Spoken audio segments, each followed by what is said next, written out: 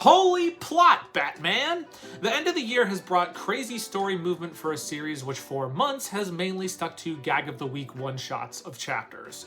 Which means that I have moved it way higher in both my read list and my general rankings that the series would have reached previously if I'd been doing these rankings for the whole year.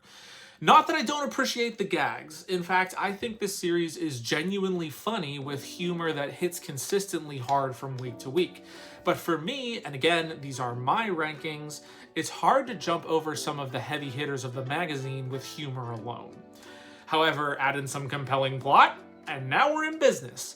Reaching the dizzying heights of a top 3 chapter is no mean feat, and this series generally kept high enough in my weekly rankings to almost crack the top 5 on average overall. If you came to me at the start of 2025 saying that Witch Watch was going to be one of my highest rated series overall, I would have been very surprised. So really good job. I look forward to seeing it continue going into 2026. Here's some of my reactions each week to Witch Watch at the end of 2025. Oh, I wonder what wacky hijinks they'll get into this time. Wait, there's plot!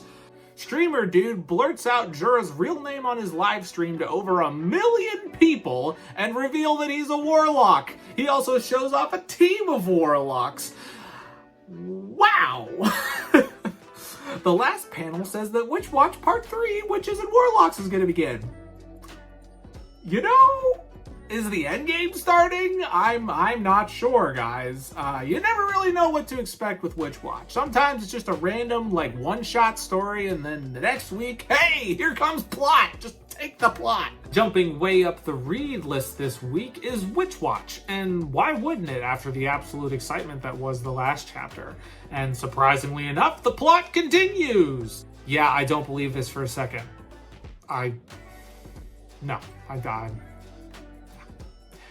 But let's see where this goes. I love the Warlock indicator of this series. It's just so creepy. And it feels especially creepy when you have the fun, silly side of this manga. I still don't trust this portrayal. At all. It screams to me of bringing Miko onto the ship or getting a means of bringing her onto this ship so that they can actually perform the resurrection there instead. Basically, it's kind of like the Trojan horse, except that it's a mega yacht. Can we do 3 weeks of plot in a row? You bet we can! I'm really enjoying all of the plot that we're getting with Witch Watch. Turns out, even a gag manga can have pretty good story when the author puts their mind to it. Because of the events of the chapter, everyone tries to break up the groups that Moai made. The double-page spread was pretty hilarious at the end. I have loved where this series has gone at this point, and I think it is striking the perfect balance of gag and story.